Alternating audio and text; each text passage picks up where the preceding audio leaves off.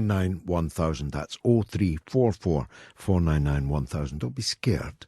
I'm not going to bite anybody's head off, even if I disagree with them, unless they're, well, you know. Now, Mikhail Gorbachev says it looks like the world is preparing for war. The Soviet Union's final leader says NATO and Russian forces are at point-blank range. Now, that happens to be true. And why? Why have we put thousands of soldiers and tanks in Poland? Is Poland under any threat from anybody? Is Russia going to invade Poland? Of course it isn't. So why are we sending our forces there? Well, partly because we have to send them somewhere, partly because people have a vested interest in building up tension and the danger of war.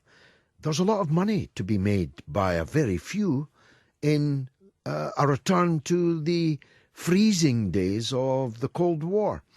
Trump sees through that and made a campaign pledge out of better relations with Russia.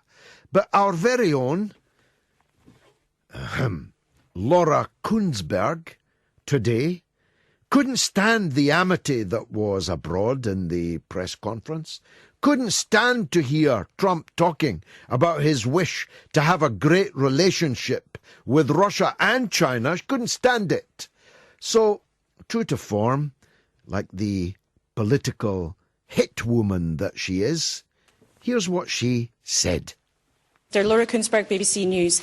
Prime Minister, you've talked about where you agree, but you have also said you would be frank where you disagree with the President. Can you tell us where in our talks you did disagree, and do you think that the President listened to what you had to say? And, Mr. President, you say... We'll see what she says. Mr. President, you've said before that torture works. You've praised Russia. You've said you want to ban some Muslims from coming to America. You've suggested there should be punishment for abortion. For many people in Britain, those sound like alarming beliefs. What do you say to our viewers at home who are worried about some of your views and worried about you becoming the leader of the free world? This was your choice of a question.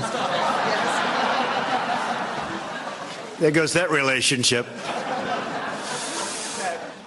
Now, a number of Freudian slips are visible in that question. First of all, Laura seems to think that the talks were hers, as well as Theresa May's and Donald Trump. Our talks, she said. She seems to think she's in the government, that she's in the parliament, she's in the political system, instead of being a reporter reporting on those who are. What differences came up during our talks, she said. Laura, you weren't in the talks. You'll never be in the talks, 'cause nobody elected you.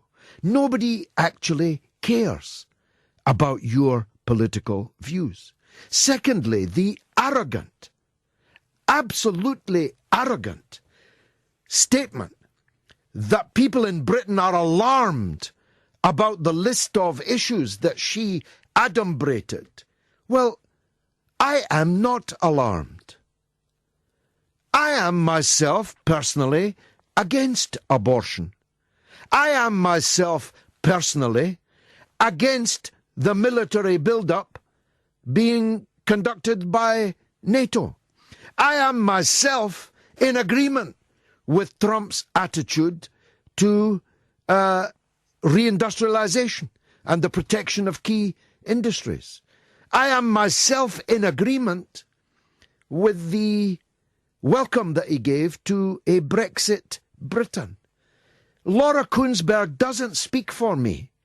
And there may be others, some of you may be listening, that she doesn't speak for. The BBC has got every matter wrong.